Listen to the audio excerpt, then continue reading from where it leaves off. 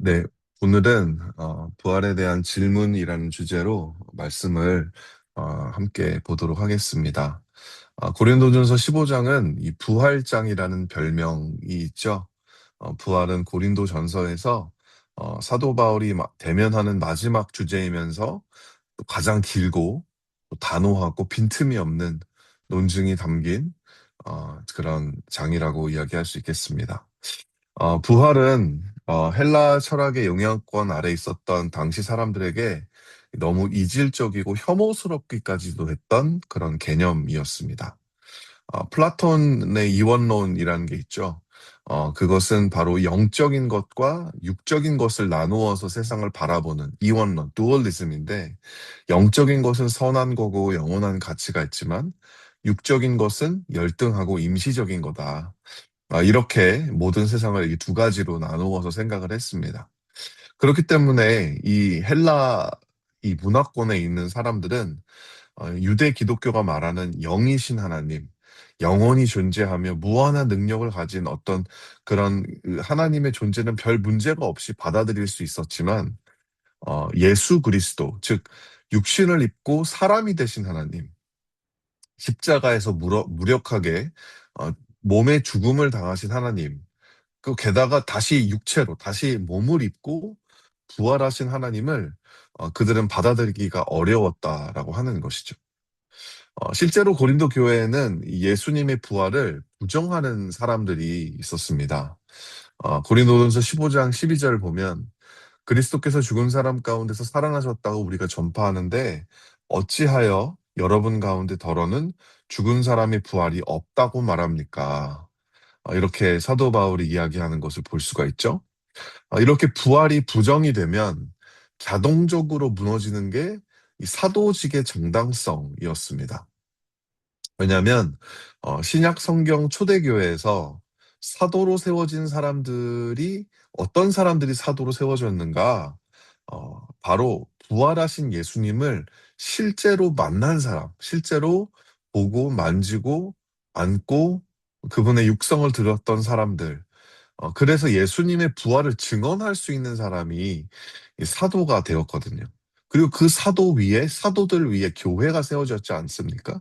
그들의 테스티모니, 그들의 테스트멘트가 바로 신약 성경이 되지 않았습니까? 그렇기 때문에 예수님의 부활이 없었다면 이 사도도 없는 것이고요. 사도가 없다면 교회도 사라지게 되는 거죠. 그래서 바울은 고린도전서 15장 초반부에 부활하신 예수님을 목격한 사도들을 나열하면서 어, 이렇게 이야기합니다. 그게 쭉 이야기하고 마지막에는 뭐라고 이야기하냐면 8절과 9절에 그런데 맨 나중에 다리 차지 못하여 난 자와 같은 나에게도 나타나셨어. 그 뭐죠? 나도 사도다라고 하는 거예요. 나는 사도들 가운데 가장 작은 사도입니다. 나는 사도라고 불릴 자격도 없습니다. 그것은 내가 하나님의 교회를 박해했기 때문입니다. 나에게 무슨 자격이 없지만 그럼에도 불구하고 나는 하나님의 은혜로 사도가 되었다. 왜냐하면 나 담액색으로 가는 길에 예수님, 부활하신 예수님이 나에게 보이셨기 때문에 그 이야기를 하고 있는 거예요. 그래서 이 바울은 자격 없는 자기 자신을 사도로 불러주신 하나님의 은혜를 찬양하고 있는 10절, 9절, 10절이죠. 너무 유명한 말씀입니다. 그러나 나는 하나님의 은혜로 오늘의 내가 되었습니다. 우리는 나의 나 된 것은 하나님의 은혜라 이 구절로 많이 알고 있죠. 나에게 베풀어 주신 하나님의 은혜는 헛되지 않습니다. 나는 사도들 가운데 그 누구보다도 더 열심히 일하였습니다. 자격이 없는데 은혜를 받아서 사도가 됐으니까 더 열심히 하게 되는 것입니다. 그러나 이렇게 한 것은 내가 아니라 나와 함께 하신 하나님의 은혜입니다. 라고 사도 바울이 하나님의 은혜를 이 부활장 이 초반부에서 하는 것을 볼 수 있게 되죠. 부활을 부인하는 움직임은 이 바울이 고린도전서에서 지금까지 직면해왔던 교회 문제와도 직결되어 있었습니다. 영적인 은사에 대한 좀 과한 집착이라고 할까요? 교회 내 성적 타락과 또 그것을 심각하게 여기지 않는 태도, 그리고 그 모든 고린도 교회 안에 있었던 문제들, 그 문제들의 뿌리가 무엇이었냐? 바로 그들이 부활에 대한 신앙을 가지고 있지 못했다라고 하는 것이죠. 32절 보면 만일 죽은 사람이 살아나지 못한다면 내일이면 죽을 터이니 먹고 마시자 할 것입니다. 그러니까 부활이 없으니까 어, 성도들 안에 이 도덕적, 윤리적인 가치가 무너져 버리는 거예요. 어차피 내일이면 죽고 우리 영은 천국에 가고 우리 육신은 썩어져 죽을 거기 때문에 그냥 육신은 그냥 즐기다가 육신적으로 즐기다가 그냥 어, 죽기 전에 예수님 믿고 천당 가면 되지. 이제 그런 생각들을 이제 가지고 있었다라고 하는 것입니다. 또한 여러분 부활이 없다면 신자로서 세상에서 고날 당할 이유가 없어요. 고난의 의미가 사라집니다. 부활이 없다면 여러분 이 좋을 주말 아침에 그것도 발렌타인데이에 늦잠도 못 자고 이렇게 온라인으로 모여야 할 의미가 있을까요? 부활이 없다면 뭐 도덕적으로 윤리적으로 살아야 할 이유도 없고 신앙을 그냥 영적으로만 하면 되지 우리의 몸으로 실천할 이유가 하나도 없는 것입니다. 그냥 현실성은 없지만 두루뭉술하게 그냥 그럴듯한 신앙, 영적인 그런 신앙을 그냥 적당하게 구색만 갖추면 되지, 실질적으로 힘들게 삶의 변화로 이어지지 않아도 된다라고 하는 것이죠. 그렇기 때문에 여러분, 부활 신앙이 부재하면 정말 조금만 힘들면, 조금만 어려우면 손바닥 뒤집듯이 변질되는 그런 예배, 그런 헌신, 그런, 그런 신앙생활이 만들어질 수 있다라고 하는 것입니다. 여러분, 부활이 사실이 아니라면 기독교는 존재할 수 없습니다. 복음은 본질을 잃게 됩니다. 고린도 교회의 문제를 비롯한 저와 여러분의 신앙적 문제들의 뿌리에는 이 부활에 대한 불신과 오해가 있다라고 하는 거죠. 뒤집어 말하면 부활 위에 굳건히 설 때 우리는 흔들리지 않는 신앙을 가지게 된다라고 하는 것입니다. 오늘 본문은 부활에 대한 한 질문으로 시작합니다. 그래서 오늘 말씀 제목도 부활에 대한 질문인데요. 이거죠. 35절. 그러나 죽은 사람이 어떻게 살아나며 그들은 어떤 몸으로 옵니까 하고 묻는 사람이 있을 것입니다. 여러분, 이 질문은 의학적으로, 과학적으로 죽은 몸이 어떻게 살아나냐 이런 그런 질문, 우리가 할 법한 질문이 아닙니다. 당시 사람들에게는 21세기를 사는 우리가 소유한 과학적 세계관이 없었죠. 질문의 요점은 존재론적인 것입니다. 부활의 몸은 우리가 어떻게 받을 수 있는 거고, 그리고 부활의 몸은 어떤 것인가? 라고 사람들이 이제 물어보는데 여기에 대한 답을 사도 바울이 세 가지로 할 수 있습니다. 하고 있습니다. 첫 번째, 어떻게 부활하는가? 첫 번째는 쉽습니다. 먼저 죽어야 부활합니다. 어, 아주 강력한 어조로 사도 바울이 이야기하죠. 36절. 어리석은 사람이여, 그대가 뿌리는 씨는 죽지 않고서는 살아나지 못합니다. 여러분, 부활함을 하려면 먼저 죽어야 한다. 라는 거죠. 죽어야 합니다. 영원한 생명을 받기 위해서는 여러분 지금 있는 생명을 심어야 합니다. 완전한 몸을 받기 위해서 지금 몸을 주님 나라를 위해 바쳐야 합니다. 지금 우리에게 주어진 생명을 다해서 주님께 헌신한 사람들에게 부활의 약속은 예수 그리스도의 날에 실제가 될 것입니다. 근데 언뜻 생각하면 기괴한 논리죠. 아니, 먼저 죽어야 보상을 준다니. 사실 선뜻 신뢰하기 어려운 게 사실입니다. 하지만 이것이 복음이 우리에게 요구하는 것임이 이제 틀림이 없어요. 예수님이 내 삶의 주인이 된다는 의미는 이제 내 생명까지도 그분의 것이라는 거죠. 하지만 그렇게 내 삶을 드리는 대가는 이 생에서의 보상이 아니라 죽은 이후에 온다라고 하는 것입니다. 근데 사실은 여러분 좀 선뜻 나설 수가 없어요. 왜냐하면 하나밖에 없는 생명이기 때문에 어떻게 이 생명을 가지고 그런 엄청난 이 도박을 할 수가 있을까? 우리가 생각할 수 있는 거죠. 그렇기 때문에 이 부활 신앙은 정말 이 하나님이라고 하는 존재에 대한 실존적인 확신에 기반하지 않을 수 없습니다. 이 하나님을 기쁘시게 하는 믿음, 뭐 다 아시죠? 하나님을 정말 기쁘시게 하는 믿음은 그가 계신 것을 믿는 거고, 그가 자기를 찾는 이에게 상 주시는 이심을 믿어야 할지니라. 그 상이 여러 가지가 있겠지만 사실은 그 마지막, 그 상의 마지막 마지막 상은, 보상은 부활이라는 거예요. 자기를 찾기 때문에 자기 생명까지 드린 사람들에게 하나님은 부활이라고 하는 보상을 허락하신다. 여러분, 이것을 어떻게 믿을 수 있을까요? 눈에 보이는 증거가 없는데, 믿음은 언제나 신비로운 현상이고 초자연적인 기적이잖아요. 이 하나님이 믿게 해주지 않으시면 이게 믿을 수가 없습니다. 근데 그렇다고 해서 기독교에 아예 그러면 설명과 설득의 여지가 없는가? 그건 더 아닙니다. 어떻게 하나님이 살아계신지를 알 수가 있을까요? 그 존재가 나를 사랑하신다라는 사실을 우리는 무엇을 근거로 믿을 수 있을까요? 여러분, 우리는 하나님을 과학적으로 증명할 수 없습니다. 하지만 여러분, 무신론자들도 하나님이 존재하지 않는지를 존재하지 않는다라는 사실, 그들은 하나님이 없다라고 믿잖아요. 근데 그 사실을 그들도 사실 과학적으로는 증명을 할 수가 없습니다. 그것도 마찬가지입니다. 우리가 가지고 있는 증거는 하나님께서 이스라엘의 역사를 통해 남겨놓으신 구약 성경, 그리고 예수 그리스도를 따르던 제자들의 증언들을 통해 남겨진 신약 성경일 뿐인 것이요. 여러분, 구약 성경을 이 세상을 지으신 창조주가 인류를 얼마나 사랑하는지를 주장하고 있습니다.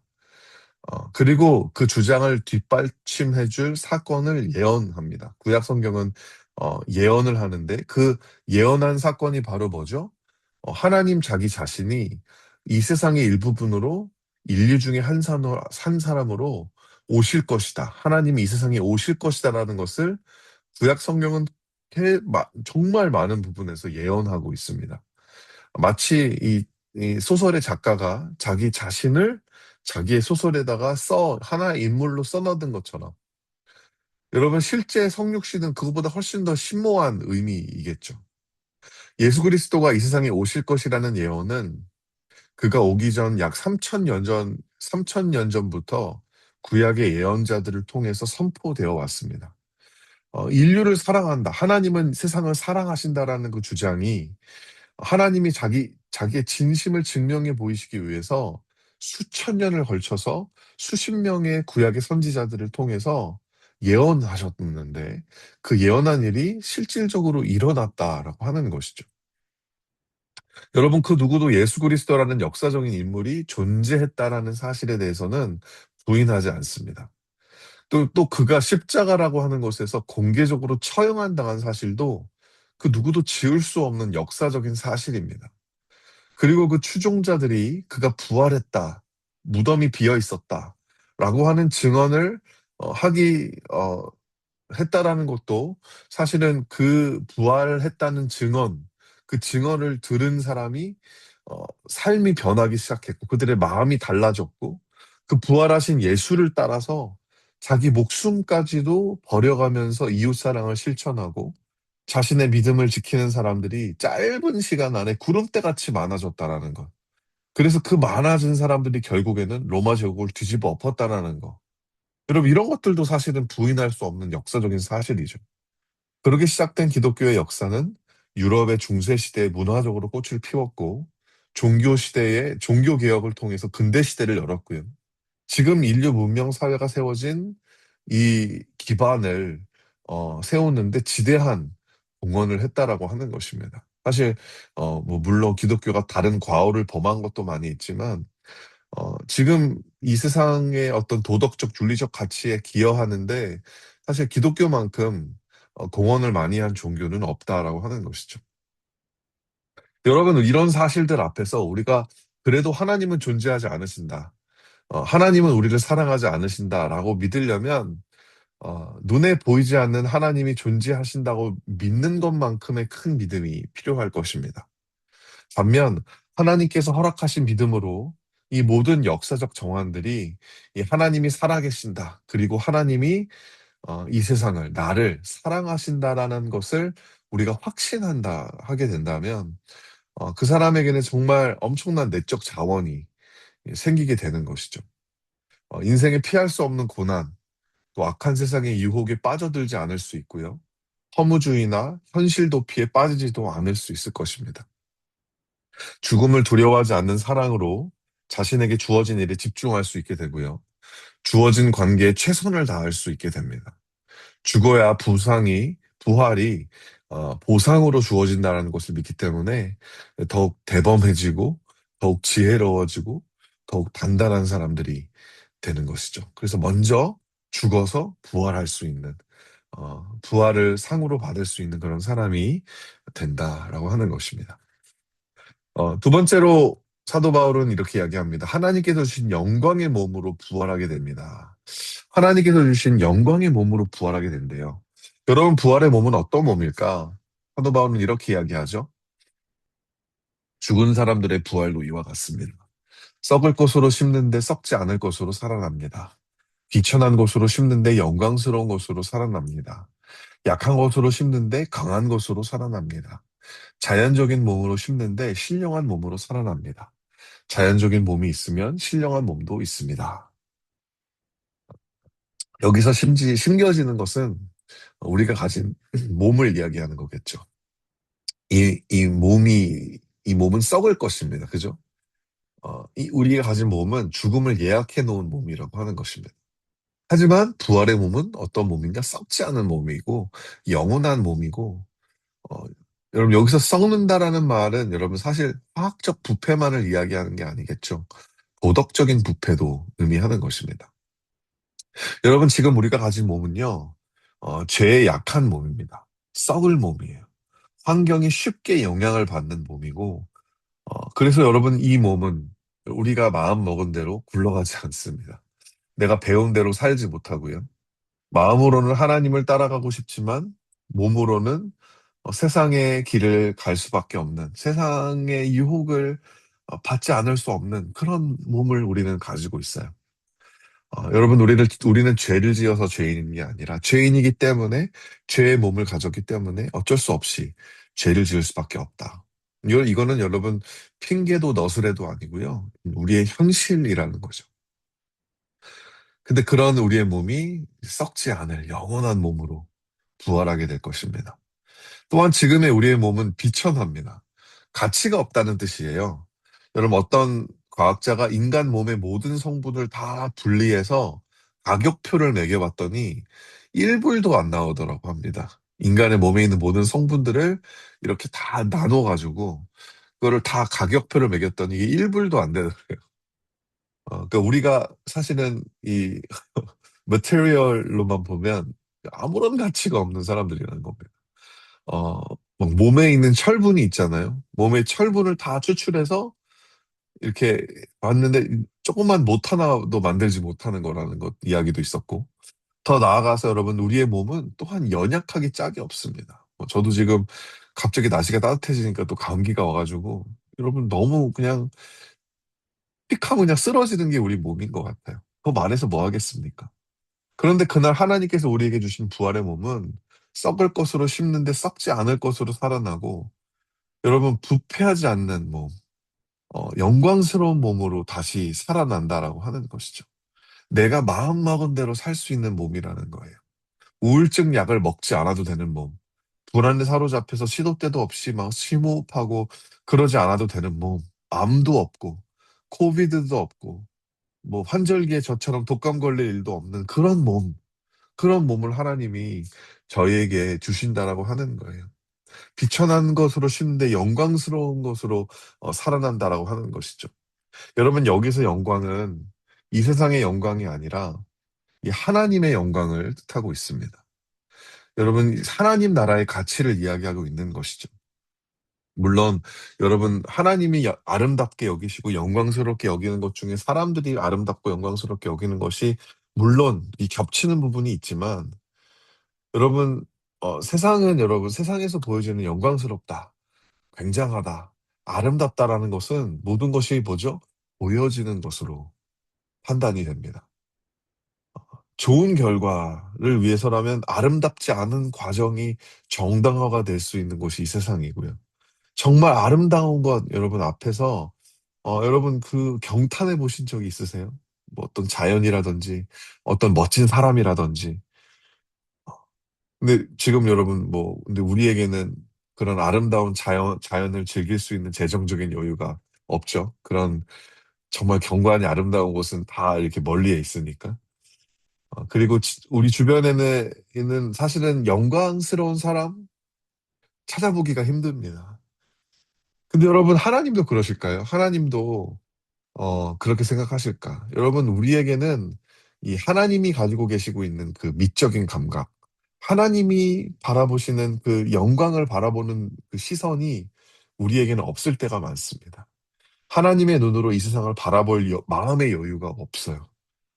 여러분, 사실 나무 한 그루를 봐도 여러분, 거기에 하나님의 영광이 있습니다.